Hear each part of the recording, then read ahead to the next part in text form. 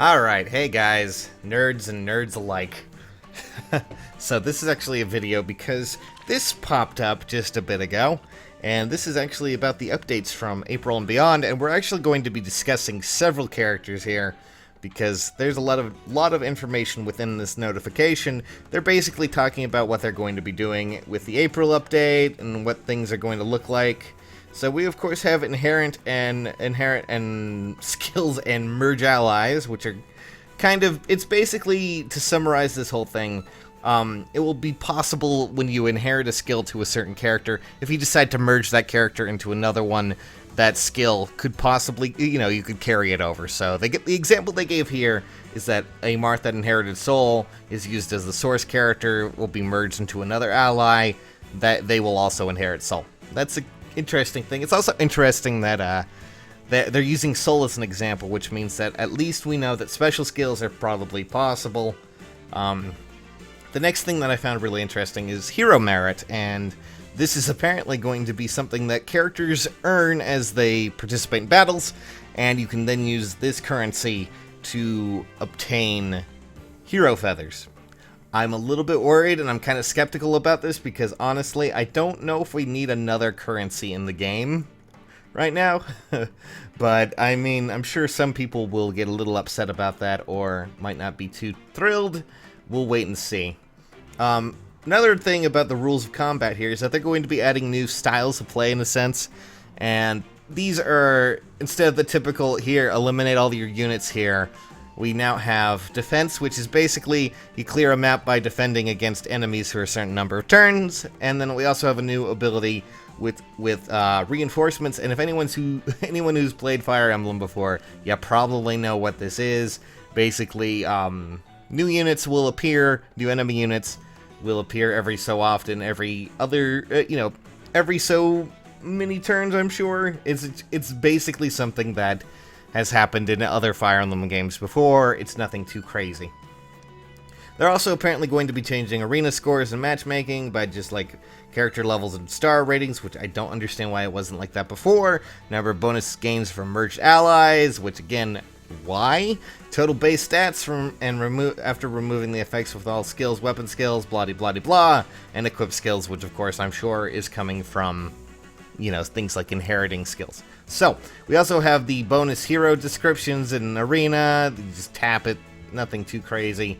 Notification display adjustment. A new day begins in Fire Emblem Heroes at 12 a.m. Of course, that is not subject to daylight savings time, or so, as before, it was 11 a.m. before, now it is actually 12. Anyways, a new way to expand your hero's allies with abilities with allies. New hero's abilities with a new equipable. Why can't I talk today? A new equipable item, and it apparently slightly expands your hero's abilities. That's kind of interesting. I'll wait and see what that means, because right now it just basically says, "Oh, hey."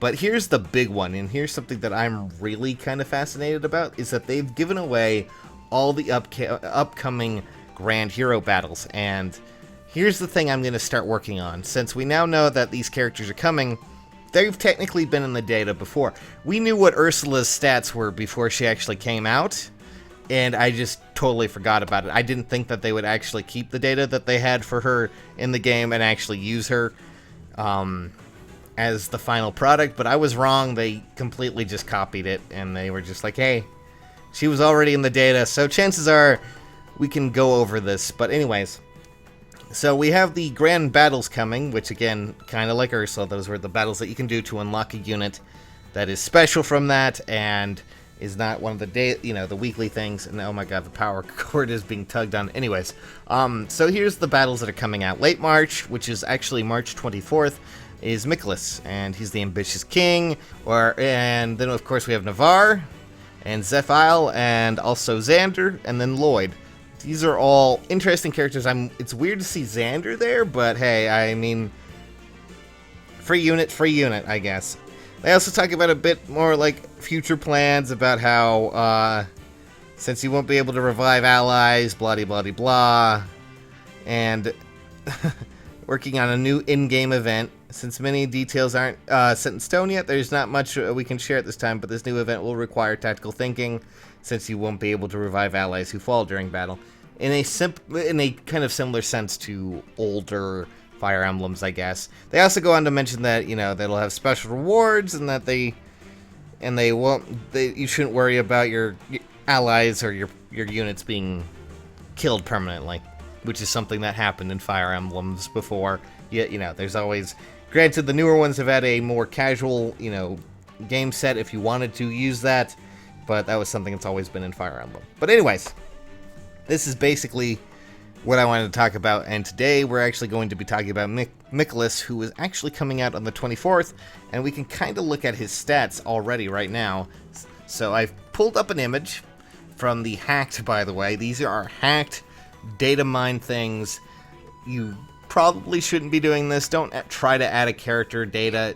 Oh, hi, Shauna. That's cool. Anyways, don't try to add these characters to your game, guys. You will get in trouble, okay? And you may actually have more problems than what's going on. Anyways, oh, for some reason it's... Okay, let's just move that down. So here's Michalis. He has, of course, his title, the Ambitious King.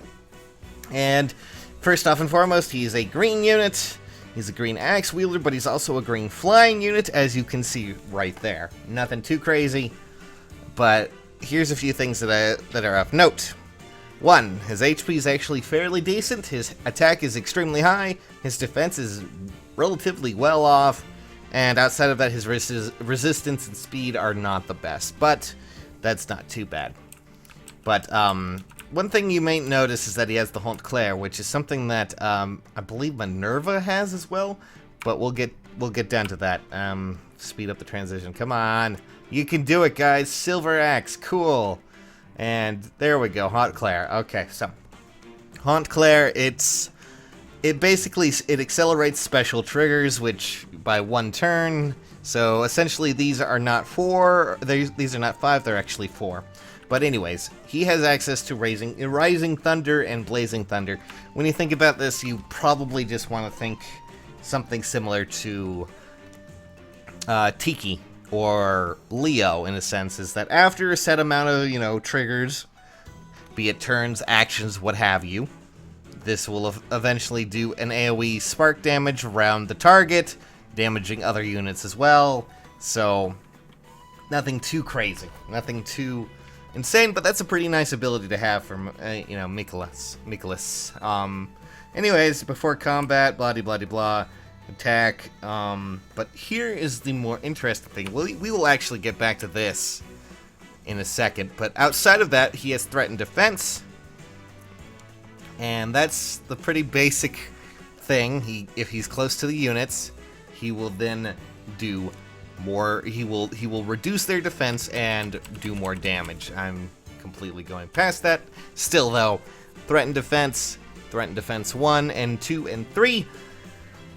By the end of it, he can basically reduce an enemy's defense by 5, and with his defense, it means he might be able to get in there, and you might be going, hey, what's the... But he's a flying unit. If you have an archer, you can just snipe him out of the sky, right?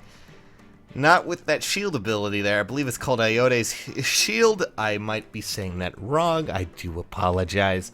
But still, he has the ability to neutralize effective against bonuses out of the gate, and that means he will not take the additional damage from any of those bows, any sort of archer. And while that might be that means that he will essentially have the mobility of a flying unit, but won't have the problems with, you know, any archers or anything like that. So he has no penalties with his movement. And that is quite terrifying in his own right. So as a flying axe unit, I have to say I'm actually pretty excited about Michalis here, because he is really shaping up to be a pretty interesting unit. Not only that, but you can inherit new skills, and since he's going to be free, that means that you get him for free, and if you level him up to 5 stars, he will be a pretty powerful character for your Green Star Axe, not only with the movement, but also with the ability to negate the arrows and, you know, any archer that might try and snipe him out of the sky. I'm pretty excited. I really want to see what you guys think. Hopefully, now I say this now because, you know, I might be wrong, but I'm fairly sure Ursula was almost 100% on with what was in the data on her when I saw this. So we'll see.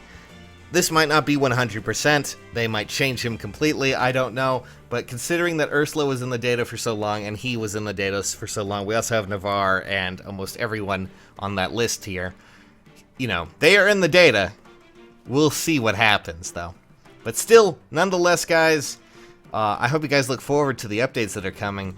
I will be handling Inherent Skills when it comes out tomorrow, I believe. I think it's on the 16th. I could be wrong. They may have moved it. I don't know. But if not, I believe I will be handling that when it comes out, and we'll take a look-see and see what happens, okay? For now, though, guys, that's pretty much all I got to talk about. So, see you guys soon. Love you guys. Oh, also, drinky. No, don't drinky. I could really go for a drinky right now. God.